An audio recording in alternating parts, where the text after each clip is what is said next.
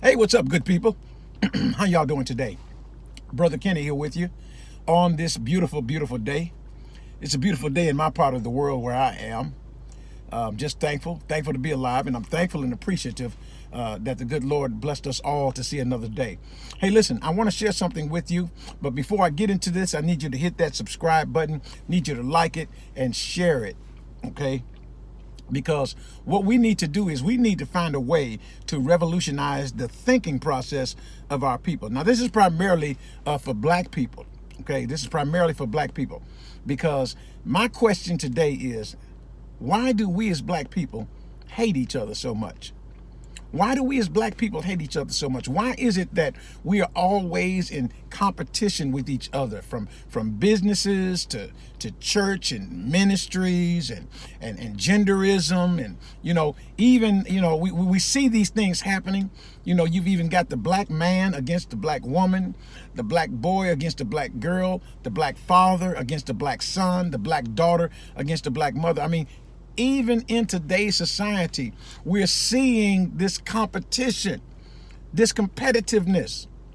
You understand? Whereas it's kind of disturbing when I see it, because I'm seeing even older women that should be teaching younger women how to, be good wives and be good mothers to their children.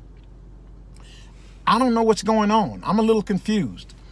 When I see an old gray woman putting herself in some tight-fitting clothes where it's showing all of her buttocks sticking out, and then she's got low cleavage things on to where her bosom is sticking out, the competition is out there. And the older men that once told the young men how to be a man at home and how to provide for his wife and to take care of his children, something is missing, and we've got to get to the root of that.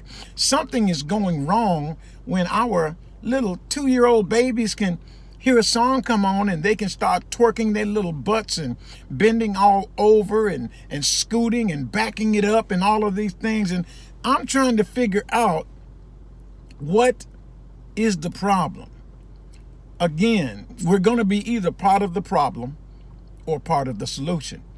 And I need you to help us, or me, help each other figure out what is it we are not doing as a race of people.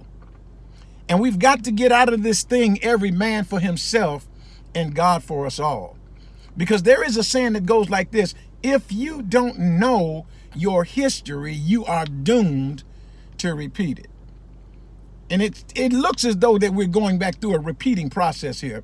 But to get to the matter at hand, I'm seeing much devastation in the African American communities that seem overwhelming when I look at them. I mean, when you think about it, most of our African American young men are being thrown in jails at alarming rates. We're past the 3 strikes you're out thing now. It's to the point where as they pull you over for something, and the law clearly states that you're supposed to be innocent until proven guilty. But in all actuality, you're guilty until proven innocent. Henceforth, they come up with the law that says, well, we can detain you for up to 72 hours without evidence, to prolong our investigation. All of these things that are working against us. And what compounds that is when we work against each other. When you think about the black community and you see that we talk about we're not getting a fair share and we're not, being treated fairly and this, that, and the other. How did all this come to be? Until we learn to address the issues. Until we learn to understand exactly what's going on and how it was formulated in the first place. Because one thing I can tell you, education is good. But when you self-educate yourself and you start to find out things that they're not teaching you in school, it makes a big difference. Then you'll begin to understand why the playing field is the way it's played.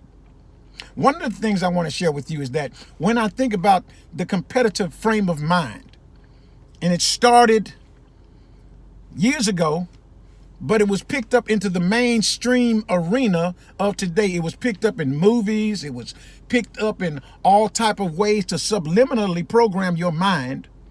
And when you sit back and think about it, and you sit back and understand, this is by design to keep us subliminally programmed to be against each other. But I'll go to the matter at hand. One of the things that you need to get a grip on is find out about what's called the speech of Willie Lynch, a famous slave owner back in the day, who wrote a particular speech that is still impacting black communities today, that is still impacting the African American community today, so much and so forth, until that very competitive edge which he implemented in his speech is very, very prevalent in today's society. I can't quote it verbatim. I can't quote it word for word. But if I were to paraphrase it, and to not quote him word for word for what he's saying, when I did read this speech, and to my understanding, it started off with him giving a salutation to his fellow slave owners. Something to the fact where in the year of our Lord and Savior, such and such, 18, something like that. So he's acknowledging the Lord and the Bible through the illustrious King James. Somewhere he says that in the speech. And then he goes on to address the men about how they are wasting, just like the black people were livestock. He said, you're wasting the goodness of your slaves. You're hanging them, and therefore you're getting rid of your profit, so to speak. He says, I got a whiff of a dead, a hanging slave when I came up here. And he began to divulge what it was going to take for them to be profitable in their slave ownership. I'm sharing this with you because we need to help empower our African American communities again, so we can understand what the problem is, why this competitive nature is still so prevalent among us in today's society. In politics, it's still prevalent. In churches, it's still prevalent. In government, it's still prevalent. And we need to know why. Mr. Lynch began to tell them, what you're going to have to do is to incorporate a system. And as I said before, I might be paraphrasing this, but in short, you're going to have to diabolically follow this system that I put together. And he said, this system that I put together is so effective until it will become a self-regenerating factor for hundreds, if not thousands of years. And one of the things that he began to incorporate was separatism. I'm going somewhere with this so you can understand. Because even back in the days of Willie Lynch, he began to tell them that you need to separate and bring division, purposely bring division against them in this like manner. Put the tall slave against the short slave.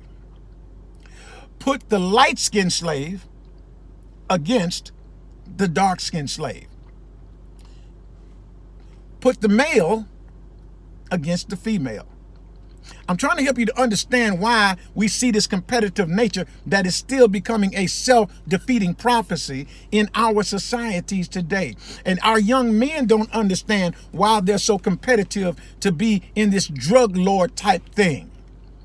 To get this one out the way. Because when you begin to understand the history and the plight of the black community, then you're better able to help make the changes that are necessary to bring empowerment back to the African American community. So Mr. Lynch began to tell them, listen, what you do is, and you make sure, and I remember reading this exclusively, make sure that they don't trust each other. I exclusively remember that in his speech. Make sure that they trust no one but us. And it even saddens me sometimes that when I hear my own black people begin to make this comment, and they began to say, yeah, you know, That's the reason why you can't do business with black people, because black people just ain't right. I hate to say this, but you know what? You can get better business out of a white man than you can your own black people. This is part of Willie Lynchism. And you don't even know what's going on. And it's been passed down through DNA to DNA. But again, if you don't know your history, you're continuously doomed to repeat it over and over again. Separatism was something that Mr. Willie Lynch incorporated. And I see it happening on all levels. I see it in the church. I see it in government. I see it in social status. I see it everywhere. And even to the degree, whereas when he did, you know what he did? He would even promote certain black people in slavery and make them feel more superior than the other ones. Y'all know I'm telling the truth. If you studied anything about the history of slavery, they would take the light-skinned black or the mulatto, the mixed one, wouldn't put them out there in the field. They would put the darker ones out there in the field. They would put the big, robust ones out there in the field. And you know what? As soon as one was doing something that was going to benefit him or the other slaves to a degree, they would run to Massa and say, Massa, I sees Jimbo out there. He was stealing one of your watermelons. That's part of the speech. Make them distrust each other, but make them trust us only. And whenever you see them grouping up, break it up immediately. Don't ever make them think that they have the power to get together. Don't ever make them think that they have the power to get together. And so whenever they would see something like that happening, and they saw one that had a promising prospect to possibly mentally educate the other ones, they would feverishly work to get them out of the way. Does that sound pretty much familiar today?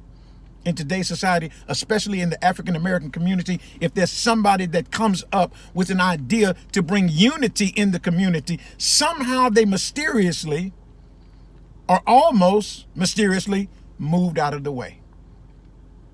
This is what we're faced with in today's society. Separatism is a thing. But I also saw the ability of unity in the community in the post-slavery days. And I began to see that as African Americans began to understand that, you know what?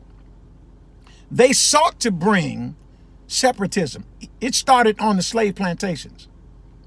If you were on the Bodie plantation, you were a Methodist.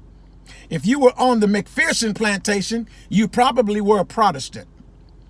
If you were on the Green plantation, you probably were a Baptist. And yet they would maliciously trick the black ones by saying, y'all niggers are better than them niggers over there on Mr. Bodie's plantation. Still division at its highest in the name of religion, in the name of spirituality. If you don't know your history, you're doomed to repeat it. And so even still, those slave masters would get together and drink with each other, and they would party. And you know what? Those Negroes were sitting back looking cockeyed at each other. Part of Mr. Willie Lynchism. Make them distrust each other. Make them trust us. They can see no wrong in us. Put the male against the female and put the female against the male. And they did that very craftily and cunningly. They would take the black female, and you know what they would do? They would elevate her to a status of supremacy over her own husband. The black man couldn't go to the boss to get something. His woman had to go. The black man was made to feel inferior to his wife. And he made sure that he looked to his wife as superior over him. Oh, this thing gets deep, y'all. It gets very deep. And this is the reason why we have to address these issues in our African American communities. Mr. Willie Lynchism is still running prevalent today. But I will share this with you. I saw unity with the boycotting of the buses with Rosa Parks. All of those African Americans got together, and they didn't care what denomination they were from. They didn't care what was going on. They banded themselves together and they pooled their resources together. And you know what? They overcame the system. You have the power, African American man and woman, to overcome the system. I would not be in a position. I would not be in a church that practices separatism. I wouldn't be a part of an organization that practices separatism. For it is nothing but yet still a subtle form of Willie Lynchism. Hey, hit that subscribe button, like it, share it. We're going to be sharing some more interesting videos with you. As a matter of fact, we'll pick this up with part 2 in the next video. Hey, God bless you. Catch you next time. Share this. YouTube, listen, I told you we're going to be a blessing to you guys right here on YouTube, and you're going to help empower other people equally as well. See you on the next go round.